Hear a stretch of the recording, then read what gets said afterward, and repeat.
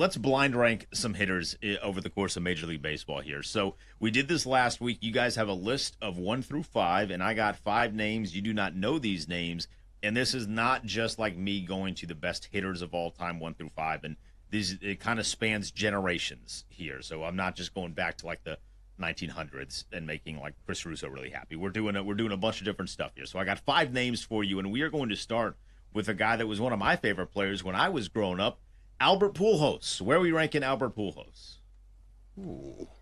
Ooh. God, all I remember is like when he was in like the later stages and it took him like 17 seconds to run to first base. But he was still an effective left-handed bat as far as the splits go. I think I'm going to put him number 3 because I feel like there's some other ones that you've got to throw in there that are really good. Yeah, I'm going to go. Man, there's a lot of great hitters over time. This is tough. I don't want to put him at 5. I'm like you. I tend to remember the latter half of his career, or the latter, not the half, but the latter quarter, whatever it was. I'm going to put him at 4. 4? All right. Okay, put him at 4. 4. All right, let's go back to one of the greatest swings of all time, Ken Griffey Jr. Ooh. 2. 2 for me. I'm going to go, better than Pujols. God, if Griffey had just not gotten injured, like so late in his career, he's always banged up, but better than Pujols, I'm going to put Junior at 3. I'm going to put Junior at 3. But in his prime, I mean, my God, incredible. Mike Trout. Oh, no. So now I've got to put Mike Trout behind Pujols, which maybe statistically makes sense. Like, I don't have the numbers in front of me. Obviously, we're doing blind rankings. So I'll go Mike Trout number 4. All right. I'm going to go Mike Trout 5 then. Like, I wonder how deep into the baseball annals we're going to go here. We're going to get a little also controversial. it's not on potential either. Because, like, that's the thing with Mike Trout is, like, he's still playing and, like, he has missed so much time for being hurt. Like, potentially, he could be way up there on the list, but as far as career numbers, I don't think he's up there with Pujols. Barry Bonds. 1. I hate Barry Bonds. I cannot stand. That wasn't the question. Well, it goes into my rankings. I'm going to put him at 2. Because you could also, I mean, who's at 1? Babe Ruth? We going modern day only? I gotta leave some room for someone. Ted Williams? I mean, you're talking about power.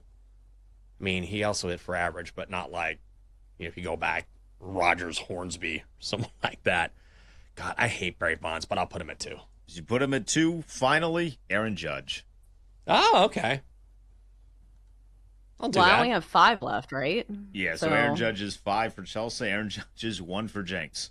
Okay. You know what? His career's middle of his career, still mashing it. I don't feel bad about 61 homers a couple years ago. I don't feel bad about that at all. At one point, BetMGM had a bet, will he hit 400 this year? That bet doesn't exist anymore. But it was a thing for the first 2 months of the season. All right. Yeah, I don't mind it. I just feel like Barry Bonds has like some of those stats where I need to pull him up. Like when he was in his prime, like half the time he would just get walked. Like guys didn't even want to face him. I think he was the most feared hitter of probably all time. And granted, I wasn't alive in the 1900s, so I don't know like what the intimidation factor was for Babe Ruth. But I just feel like Barry Bonds had that intimidation factor, and plus like just the raw power. Like obviously he was probably doing something that he shouldn't have been doing because obviously his head was like huge. But if we are just saying best hitters of all time, I'm gonna stick with Barry Bonds. Yeah, I can't get behind him. I'm not a big steroid era guy. I mean, people forget that Barry Bonds started as a leadoff number 2 hitter with the Pirates. And then I think the one thing that I know everyone was doing at the time, okay, whatever, but the one thing that just blew my mind is I remember reading an in-depth article about the cream and the clear, which he was using at the time.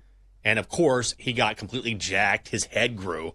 Like, how many guys do you know, honestly, common sense-wise, who go from, hey, I'm batting leadoff to, okay, I'm going to be cleanup for the rest of my career? That doesn't normally happen. But he was taking the cream in the clear, and his eyesight improved.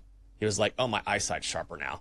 So it wasn't just the musculature. It was everything about him became kind of superhuman because of the drugs he was on. So I just can't get behind it. All right, so there is an entire Reddit that is dedicated to crazy Barry Bonds stats. Like, that is how crazy Barry Bonds numbers were. Like, here's one. He had 688 career intentional walks. That was more than the franchise of the entire Rays organization in 27 years. 27 years, the Rays didn't have that many intentional walks, which makes sense. It's not like the Rays were like, the Bronx Mobbers. But still, like, just the walks alone. And obviously, like, we know him for, like, hitting the home runs. But it's just, again, isn't it like, who is that guy that has, like, Barry Bonds stats tattooed on his arm? What's that guy's name? I got to think of it. But there's, like, some guy that's, like, a musician that literally has it tattooed on his arm because the stats are so crazy. Let's put Aaron Judge on steroids and see what he can do. I think it would be Let's incredible. do it. Yeah.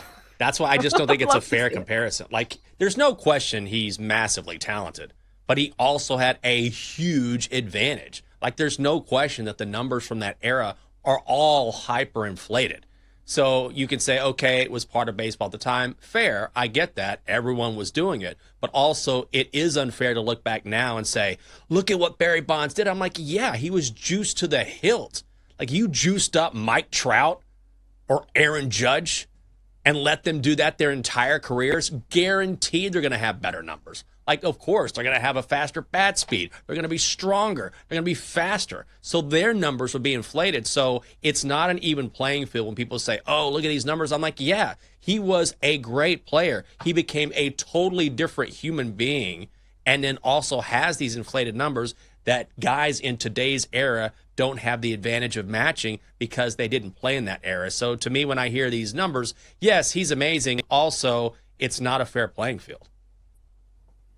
I'd agree with that to an extent.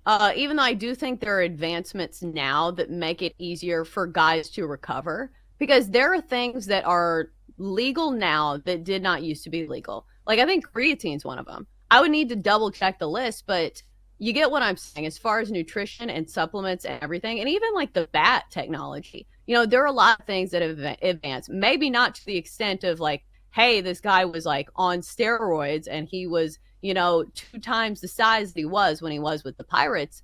But you get what I'm saying. Like, I think that's when it's unfair to the guys in like the 1950s or whatever. Because like, the nutrition wasn't there. They were smoking cigarettes. And it's just, think about the life expectancy back then. So I think that's why it's really difficult to compare eras just across the board.